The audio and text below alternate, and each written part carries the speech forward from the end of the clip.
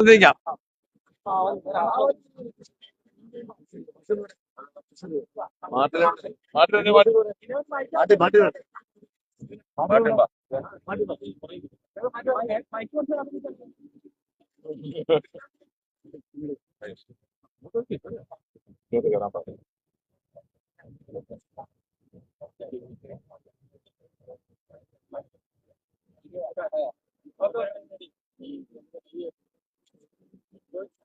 ഈ ആശാ സമരവുമായി ബന്ധപ്പെട്ട് ഈ സെക്രട്ടേറിയറ്റിന് മുന്നിലുള്ള സമരം അവസാനിക്കുകയാണ്. പക്ഷെ തുടർ സമരങ്ങൾ ഉണ്ടാവും പറയുന്നത്. സർക്കാർ നിലവിൽ അവർക്ക് നൽകിയിട്ടുള്ള ആനുകൂല്യങ്ങളിൽ തൃപ്തരായിട്ടാണ് സംസ്ഥാന സമരം അവസാനിപ്പിക്കുന്നത്.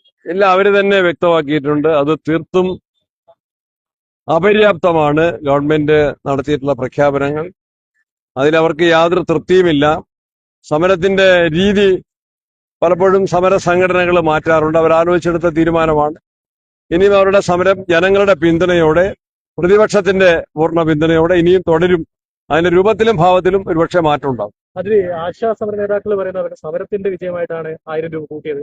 അതേസമയം ധനകാര്യമന്ത്രി പറയുന്നത് അത് സർക്കാർ നേരത്തെ എടുത്ത തീരുമാനത്തിന്റെ ഭാഗമായിട്ട് അങ്ങനെ ഓണററി നിരക്ക് കൂട്ടുന്നതെന്നൊക്കെയാണ്. അതായത് സർക്കാർ ഇപ്പോഴും സമരത്തെ തള്ളുകയാണ്. സർക്കാർ ഈ സമരത്തെ അധിക്ഷേപിക്കാനും അവഗണിക്കാനുമാണ് ആദ്യം മുതൽ ശ്രമിച്ചത്. എന്നാൽ ജനങ്ങൾക്കെല്ലാം അതിന് പൂർണ്ണമായിട്ടും സമരത്തിന് പിന്തുണ നൽകിയിരുന്നു. പ്രതിപക്ഷത്തിന്റെ പൂർണ്ണ പിന്തുണയുണ്ടായിരുന്നു. ആ സമരത്തിന് നേതൃത്വം കൊടുത്ത വനിതാ നേതാക്കന്മാരെ വ്യക്തിപരമായിട്ട് അവഹേളിക്കാൻ പോലുമാണ് CPM നേതാക്കന്മാർ തുനിഞ്ഞത്. അവർ തൊഴിലാളികൾക്കും പാവപ്പെട്ടവർക്കും പരിഗണന നൽകുന്നില്ല. പബ്ലിക് സർവീസ് കമ്മീഷന്റെ ചെയർമാനെ ശമ്പളം 4,10,000 വർദ്ധിപ്പിച്ചവരാണ് ആശാ വർക്കർമാരെ അവഹേളിച്ചത്. ഇത് അപര്യാപ്തമാണ്. അവരുടെ സമരത്തിന്റെ കൂടി പശ്ചാത്തലത്തിലാണ് ഗവൺമെന്റ് ഇത്രയെങ്കിലും പരിഗണിക്കാൻ നിർബന്ധിതമായത്. നമുക്കെല്ലാവർക്കും അറിയുന്ന കാര്യമാണ്. തീർത്തും അപര്യാപ്തമാണെന്ന് ഞാൻ പറഞ്ഞു കഴിഞ്ഞു. അപര്യാപ്തമാണ്. ഇതൊക്കെ തെരഞ്ഞെടുപ്പ് സ്റ്റണ്ടാണെന്നാണോ പ്രതിപക്ഷം ഇപ്പോഴും ആരോപിക്കുന്നത്? അല്ലാതെ എന്താണെന്നാ നമുക്ക് പറയാൻ മനസ്സിലാക്കാൻ സാധിക്കുന്നത്? ഗവൺമെന്റ് പറഞ്ഞു, ഇന്നലെ എറണാകുളത്തും പറഞ്ഞിരുന്നു, പ്രതിപക്ഷ നേതാവ് പറഞ്ഞിരുന്നു, രമേശ് ചെന്നിത്തല പറഞ്ഞിരുന്നു, കോൺഗ്രസിന്റെയും UDF-ന്റെ എല്ലാവരും പറഞ്ഞിരുന്നു. എന്തായിരുന്നു ഗവൺമെന്റിന്റെ പ്രകടന പത്രിക സമയത്ത് LDF-ന്റെ വാഗ്ദാനം? ക്ഷേമ പെൻഷൻ 2500 ആക്കുന്നായിരുന്നു. Rubber subsidy 250 ആക്കുന്നായിരുന്നു.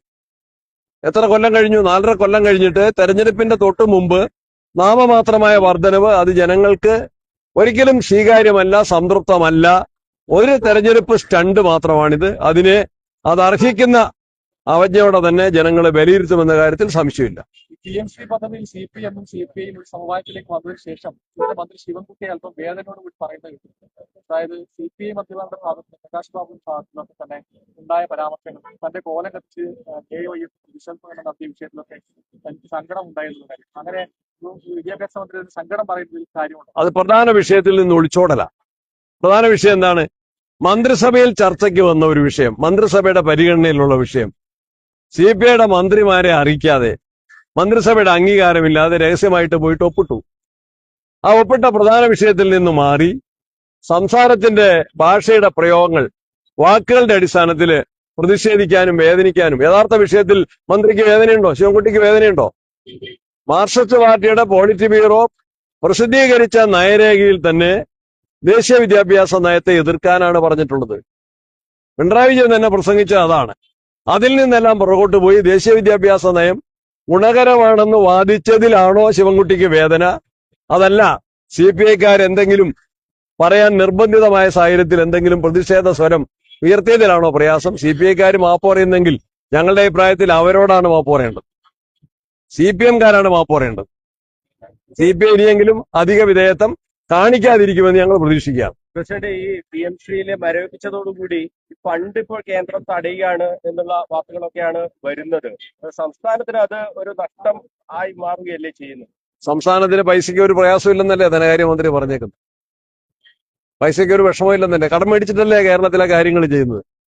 കടപ്പത്രം എടുക്കാനുള്ള അനുമതിയല്ലേ? കിബി എത്ര കോടി രൂപയായി?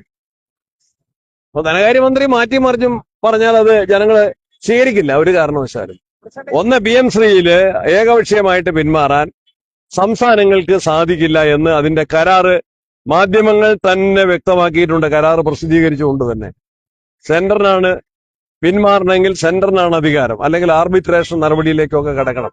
ഇത് പിന്മാറാനല്ല. ഈ തെരഞ്ഞെടുപ്പ് വരെ ഒഴിവായി നിന്ന് ഒളിച്ചു കളിക്കാനുള്ള ഒരു അവസരമാണ് CPI-ക്കാർക്ക്. ഞാൻ ഇന്നലെ പറഞ്ഞ പോലെ ഒരു മയക്കുവെടി വെച്ച് CPI-ക്കാരെ ഒന്ന് മയക്കി കടത്താനാണ്. ഇലക്ഷൻ വരെ, പഞ്ചായത്ത് ഇലക്ഷൻ കഴിയുമെങ്കിൽ അസംബ്ലി തെരഞ്ഞെടുപ്പ് വരിക, അതുവരെ പഠിക്കുക, പഠനം നീട്ടുക, കാര്യങ്ങൾ നീട്ടിക്കൊണ്ടുപോവുക. അതാണ് CPM-ന്റെ കുതന്ത്രം.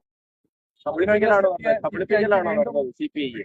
ഞാൻ പറഞ്ഞതിൽ കൂടുതൽ ഒന്നും പറയാനില്ല, എന്ന് മനസ്സിലാവും. ശബരിമല വിഷയം അതിരൂക്ഷമായി സർക്കാർ ദേവസ്വം ബോർഡ് ഉൾപ്പെടെ പ്രതിസന്ധിയിലേക്ക് വരുന്ന ഘട്ടത്തിലാണ് ഈ PM ശ്രീ വിവാദം വരുന്നത്. അത് മുന്നണിയിൽ പോലും ചർച്ച ചെയ്യാതെ കേന്ദ്രവുമായി ഒപ്പിടുന്ന ഒരു സാഹചര്യം പോലും ഉണ്ടായി. സത്യത്തിൽ ആ ശബരിമലയിലുള്ള വലിയ കൊള്ള മറക്കാൻ വേണ്ടിയിട്ടുള്ള ഒരു മുന്നണി നാടകമാണ് ഇവിടെ നടന്നത്. ശബരിമലയിലെ കൊള്ള ആർക്കും മറയ്ക്കാൻ കഴിയില്ല, ആരും അത് മറക്കില്ല. അതിന്റെ അന്വേഷണം ഹൈക്കോടതിയുടെ നിയന്ത്രണത്തിലാണ്. എങ്കിൽ പോലും പൂർണ്ണമല്ല. ഗവൺമെന്റിന്റെ ഇടപെടൽ അതിന്റെ അകത്ത് ഉണ്ടാകുന്നുണ്ട്. ഇതുപോലെ ഗുരുതരമായ ഒരു കൊള്ള നടന്നിട്ട് പ്രതികളെ മുഴുവൻ പേരെ അറസ്റ്റ് ചെയ്യാൻ സാധിച്ചിട്ടില്ല, ചോദ്യം ചെയ്യാൻ സാധിച്ചിട്ടില്ല. കളവ് മുതല് ശബരിമലയിലെ സ്വർണം കണ്ടെടുക്കാൻ സാധിച്ചിട്ടില്ല. നാമമാത്രമായ അന്വേഷണവും കണ്ടെത്തലുകൾ മാത്രമാണ് നടക്കുന്നത്. ഒന്നിന്റെയും മറവിൽ PM ശ്രീ വേറൊരു ഇഷ്യൂ, അതിന്റെ പേരിൽ ശബരിമല മറക്കാനോ ഒരു കാരണവശാലും ഇടയാവില്ല. അത് അതിൻ്റെതായ ഗൗരവത്തോടെ തന്നെ വിശ്വാസികളും കേരളത്തിലെ ജനങ്ങളും കേരളത്തിന് പുറത്തുള്ള ശബരിമല ഭക്തന്മാരും കാണുന്ന കാര്യത്തിൽ യാതൊരു സംശയമില്ല. അല്ല, അത് ഈ പറയുന്ന ഈ വിവാദങ്ങൾക്ക്, അതായത് ശബരിമല വിവാദം, പിന്നെ മാധ്യമങ്ങളെ ഓരോ സമയത്ത് നിങ്ങൾക്ക് ചൂടൻ വാർത്ത, അല്ല അതാ ഞാൻ പറഞ്ഞത്, അങ്ങനെ പക്ഷെ ജനങ്ങളുടെ മനസ്സിൽ ചൂടാറാകാതെ നിൽക്കുന്ന വാർത്തകളും പ്രശ്നങ്ങളും ഉണ്ട്. അതിലൊന്ന് ഏറ്റവും രൂക്ഷമായിട്ടുള്ള ശബരിമല ഉൾപ്പെടെയുള്ളത് അതീവ ഗൗരവമേറിയ വിഷയങ്ങളാണ്. അതൊന്നും മറയ്ക്കാൻ കഴിയില്ല എന്നത് തന്നെയാണ് പ്രതിപക്ഷത്തിന്റെ കോൺഗ്രസ് പാർട്ടിയുടെ ശക്തമായ നിലപാട്. വാർത്തയുടെ ശ്രദ്ധ പരിപാടി